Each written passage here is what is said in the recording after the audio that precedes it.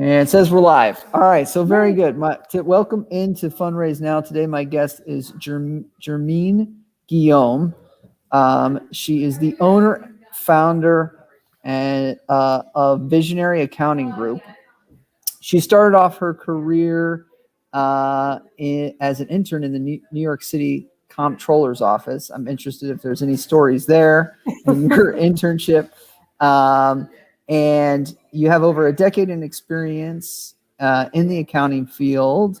You started your career at one of the big four accounting firms, Ernst & Young, and then worked in many some of the biggest banks, Bank of America, Capital One, CIBC, which is a Canadian bank, huge Canadian bank. And over the past 5 years or so, you've been helping nonprofits get financially fit and help with their accounting. So with that, let's just start off. Why accounting?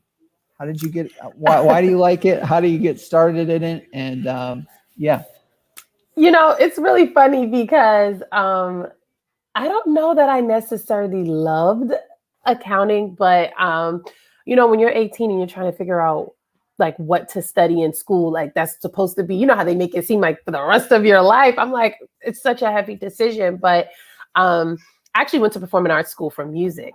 And when I chose not to pursue that, I kind of just went to academics and thought about what did I excel in? And that was math. And so I kind of just drew the connection between math and accounting, and that's where that came from.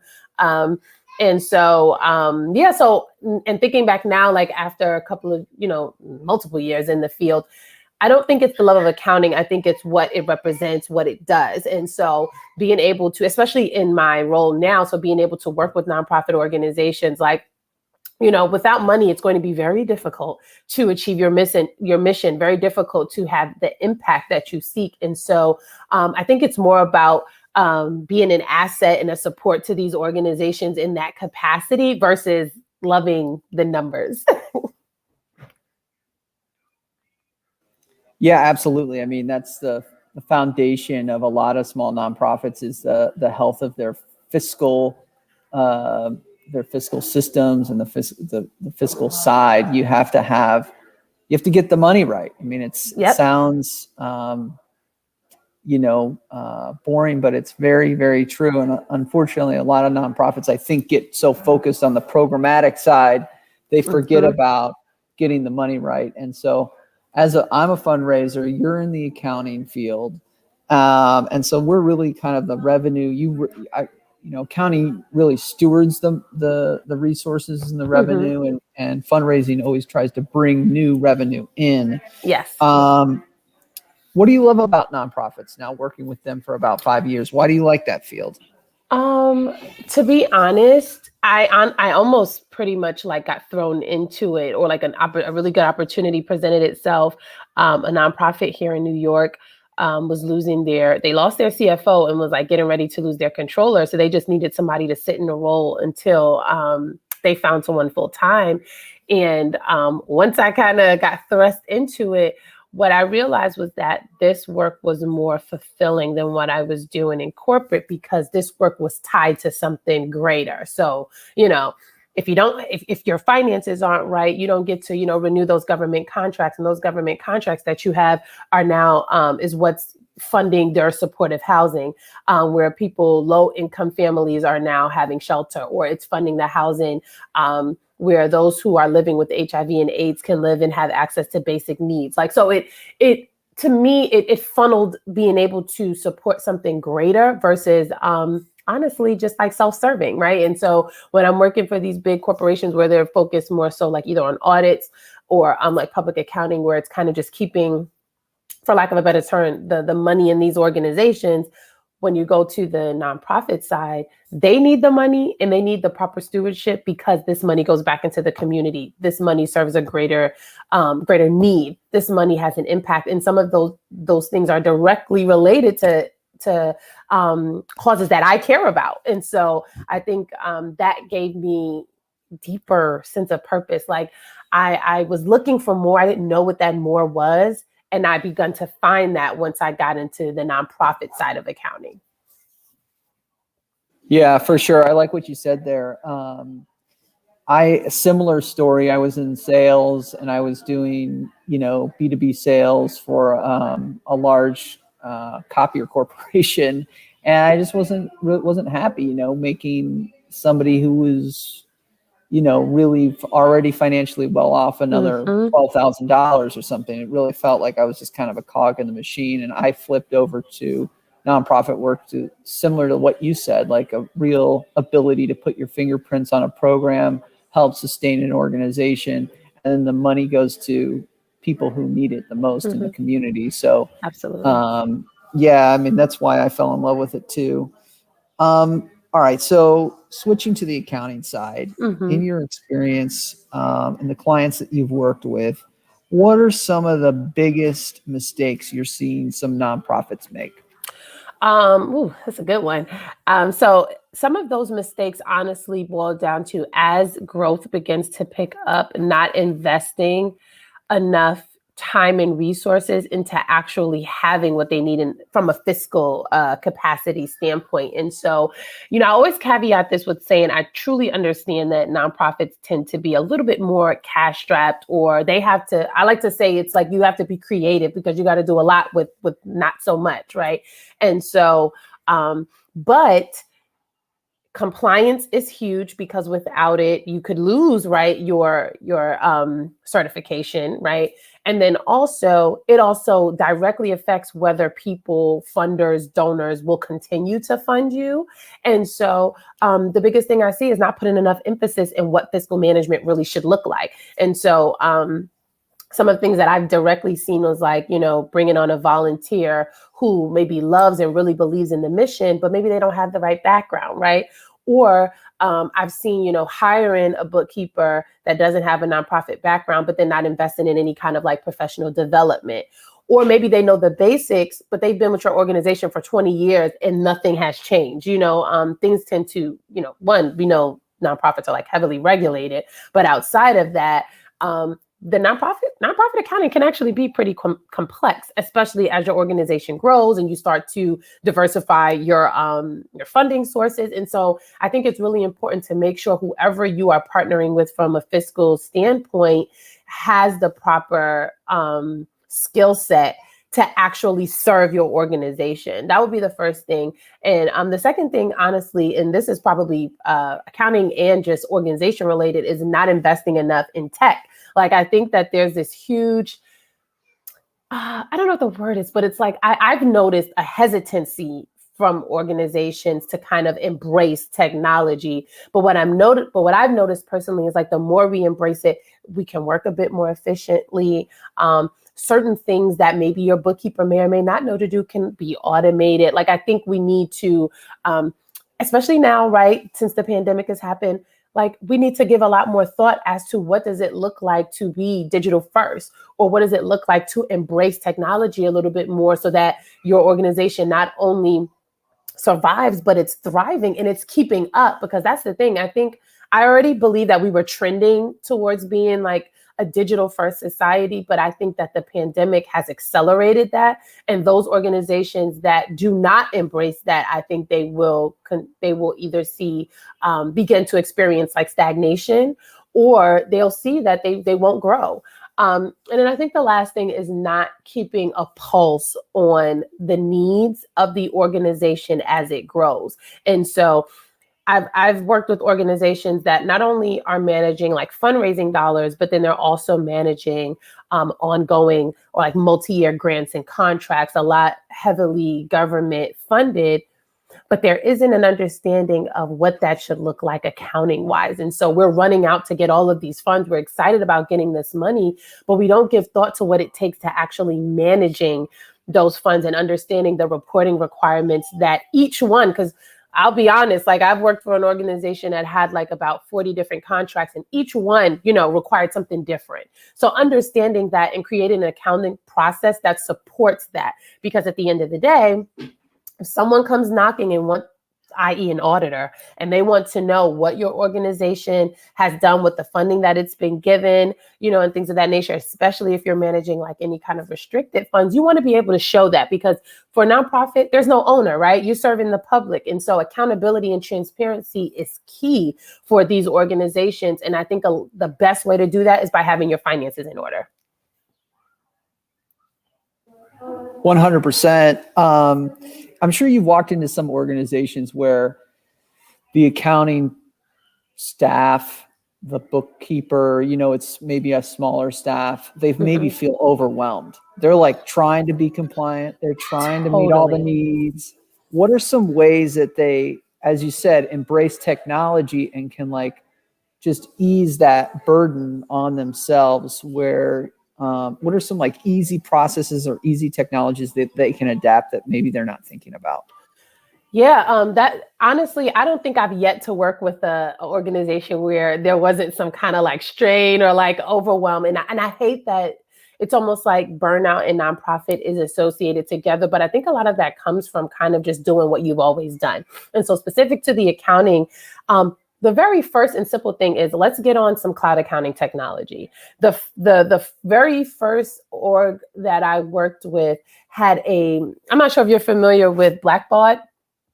Financial Edge. Very.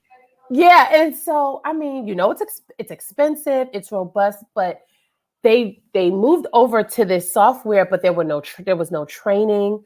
There was no process put in place. And so this organization was paying a pretty hefty penny for the accounting staff to still be doing processes manually, not even really using the software. And so I think, one, we need to get clear on what software are you going to use, because you should be using one and it needs to be in the cloud. I can't tell you the amount of potential, like the different clients that came through who, when the pandemic first happened, were trying to figure out how they were going to access their accounting software because they were using like the desktop server version. And so I think being, understanding that, at a moment's notice, you things might shake up. And you need to be able to still access your accounting records. And so I think, one, adopting cloud accounting technology, and two, this is hard, but taking a pause and rebuilding your accounting process. And so what I've noticed is that the process a lot of time is very paper heavy and manually focused. And so the reason why sometimes the accounting team seems to be so overwhelmed is because they are doing a lot of things that are labor like intensive.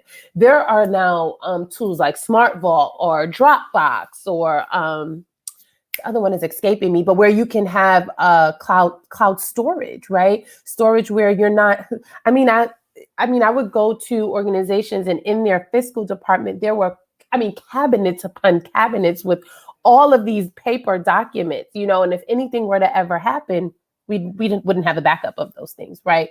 And so I think taking a step back and seeing how can you organize your process, get clear on the roles and responsibilities, because a lot of times I find that these back end processes, right, it's not pretty, it's not sexy. People care about those who tend to be a little bit more front facing.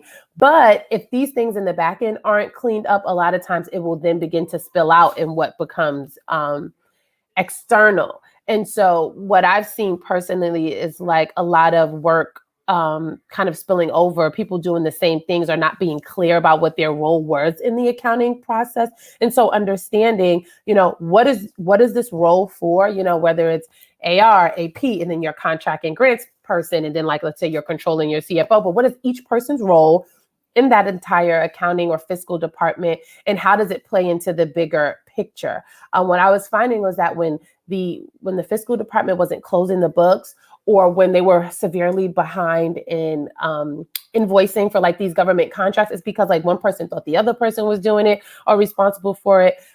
They were busy maybe doing something else that was low priority. And so you have to make sure that you really have fiscal leadership. Someone has to be able to steer the ship and say, okay, this is how we're doing things, and to keep up with that. So because too many, while yes, you don't want to micromanage, sometimes I find that when people are too left to their own devices, things don't get done. And so I think if you're running a small shop, that's totally okay. But it's 2021. There are so many tools out there now to help you actually move things forward, close certain gaps that sometimes don't even require you hiring an additional person. Sometimes it might require you implementing a new system, and so I think like taking a step back and having that bird's eye view of what the nature of your organization is, right? And how you run and what the proper accounting process needs to be to support that. 100% absolutely agree. And, it really takes that detachment, zoom out of the department and the organization as a whole to really kind of make that step forward. And it's really not, it doesn't have to be painful, as you said, like it can be, it's an enjoyable, it can be an enjoyable exercise. I think people are so attached to the processes and this is the way we've been doing it. It's like, oh my God, I'm threatened or my job is threatened. It's not necessarily that. It's like we can work a lot easier and more efficiently if we detach ourselves and zoom out and find out better processes. And you can spend less time in the day-to-day. I was reading a really good study done by FMA, and I forgot it was another group, but it found that like a lot of the organizations that they had surveyed spend so much time in the tactical work that they never get to the strategic work and like the big picture of the organization and how finance can really support that. And it's because they're so stuck in, that day-to-day accounting operations that they never get to look at the bigger picture. And by, closing up some of these gaps and creating better efficiencies, you can then focus a lot more on those big picture items. Absolutely. 100%. So I'm going to ask you a question about, have you seen nonprofits, and I've seen this in my experience, but I wanted to know if you've seen it, nonprofits count money and resources before it comes in? Absolutely. And see, that's tricky because it's like you want to definitely make sure that you are to some extent forecasting, creating projections. But I also think that we have to be realistic with those as well. Where I find that this goes wrong, it's when it's done in silo. And so department heads, right? Because each of these department heads, whether it be fundraising, program staff, right? Then accounting. I work for organizations that have like a real estate piece, right?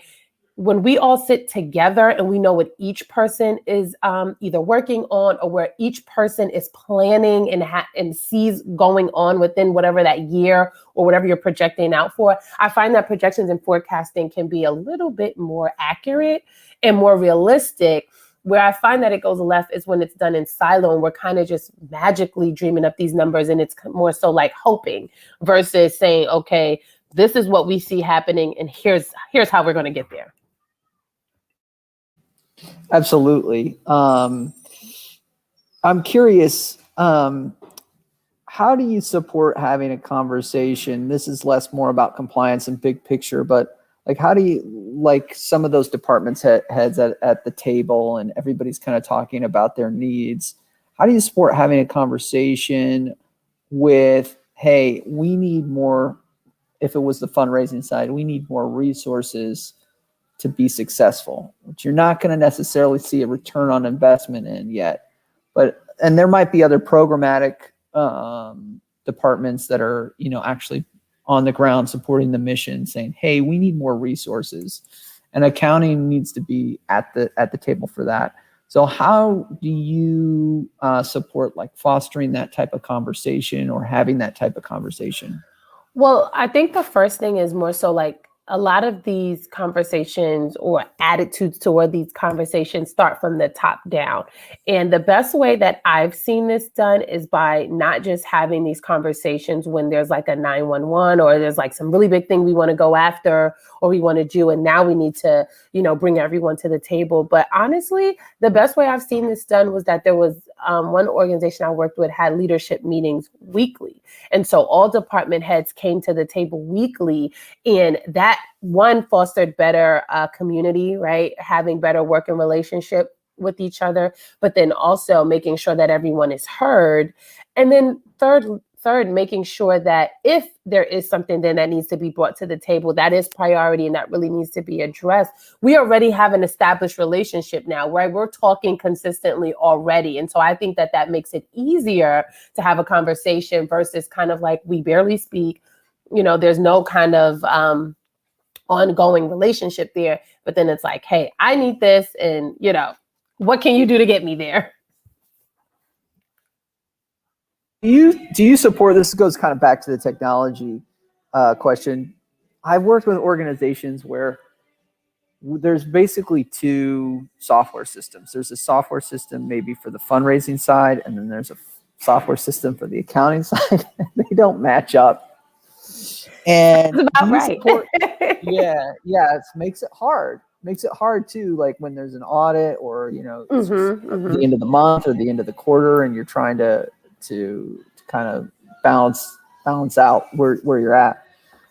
Do you support like kind of a one software system that can do both? I don't think that it has to necessarily be a one software solution, because now I think due to the fact that technology has grown, you also have software that makes it possible to do integrations. And so what I do think you need to make sure is that whichever is coming first, so let's just say you're determining what accounting software you're going to be using, you need to be thinking about what are the other aspects of the organization that you're either going to be using software for or that needs to speak to what you're doing in accounting, and pick something that's going to be compatible.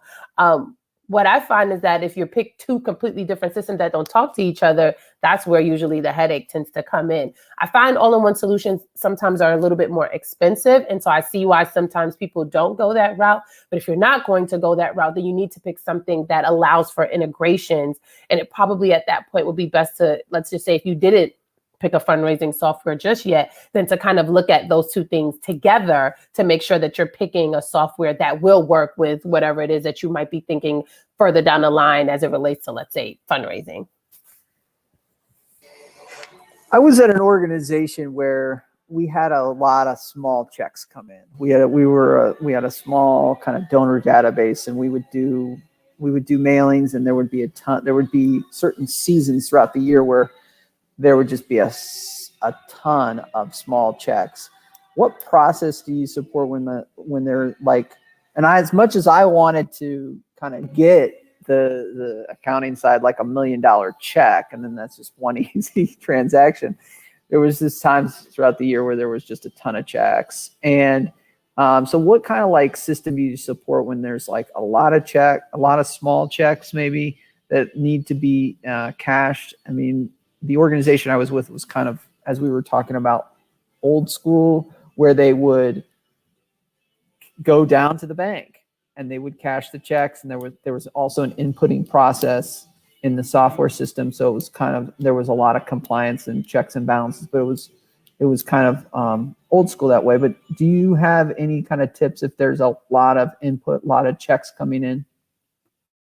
So I think the first thing would to be determined as, do you have to, is it one of those things where it has to be checks? What I find is that some people tend to be old school because there aren't options. So I always say, give people options and then let them choose. Sometimes I think people are still stuck in writing checks because that's what we're accepting, right? And so the first thing would be, is there any way to make this a little bit more tech savvy, right? Because if you implement a tech solution, one of the things that we do is, let's say you have an AR person and that money is coming into, let's say, the fundraising tool or the donor database, it then will talk to the accounting software. And so while in the donor database, you'll have, of course, every person's name along with what it is that they contributed, you can easily then do lump sum, quote unquote, lump sum deposits that show up in the accounting software that just says like, this was for this, whether it was for, let's say, a specific campaign, this amount, and make sure that we account for it correctly, but then all of the details being kept and managed in that donor database.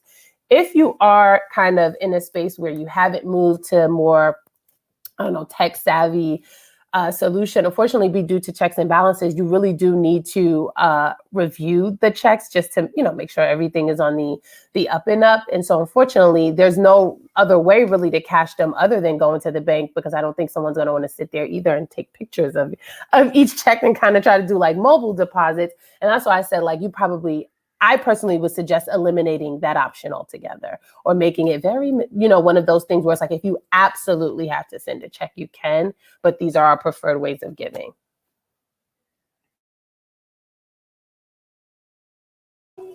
We mentioned a little bit about it, but what are some ways that nonprofits can make the audit easier? I think you had I saw one of your social media posts, like, if you didn't enjoy your audit, it's because you probably weren't prepared. You probably weren't prepared. So, like, I mean, they're a necessary part of every organization. I know we do it in our report of donors, but what are some ways that we can have the independent audit? I know most organizations I've worked with have an independent audit because they don't want to, right? So what are some ways they can prepare for that audit better? Or if someone from a government agency or a grantee does come knocking, go ahead. Honestly, it really starts or goes back to your day-to-day management. If you don't have a process that you're following consistently, when the audit comes, it's going to be overwhelming. Because what I find is that you're then trying to do all of those cleanups, create those schedules and things like that while the audit is happening. And that's what makes it overwhelming and stressful, because you're trying to get it done quickly. Things have happened, how many months ago that you don't remember. The best way is to really have a true accounting process that you are following consistently, and to implement checks and balances.